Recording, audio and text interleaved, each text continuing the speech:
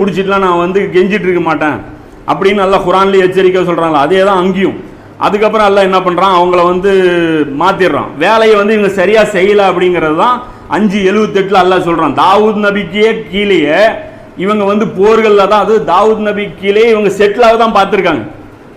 தாவூத் நபி தலைமையில் ஒரு ஆட்சி அமைஞ்சிருச்சு, வாங்க பக்கத்தில் ஒரு கொடுகோல் மன்னன் இருக்கான், இப்போ வேணாம் அப்புறமா பார்க்கலாம், ஒரு 5 வருஷம் எடுத்துக்கலாம், 10 வருஷம் எடுத்துக்கலாம், போகணும்ல. ரசூலா தபுக் கூப்பிட்டோன்னு போனாங்கல்ல. இல்லைங்க, மதீனாவில் சூப்பர் இடங்க, என்ன வியாபாரம், என்ன விவசாயம்.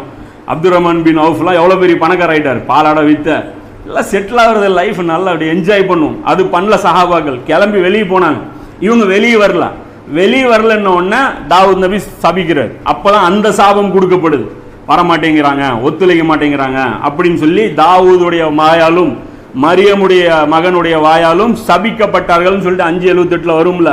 அந்த நேரத்தில் ஒத்துழைப்பு கொடுக்க மாட்டேங்கிறாங்க, எக்ஸ்பென்ஷனுக்கு ஒத்துக்க மாட்டேங்கிறாங்க.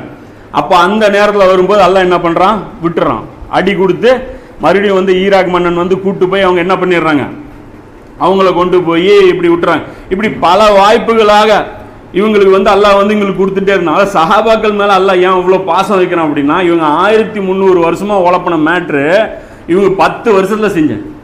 இப்போ எவ்வளோ பெரிய சாதனை இது. 1300 வருஷமாக இவங்க வந்து சொதப்பிட்டு இருக்கிற வேலை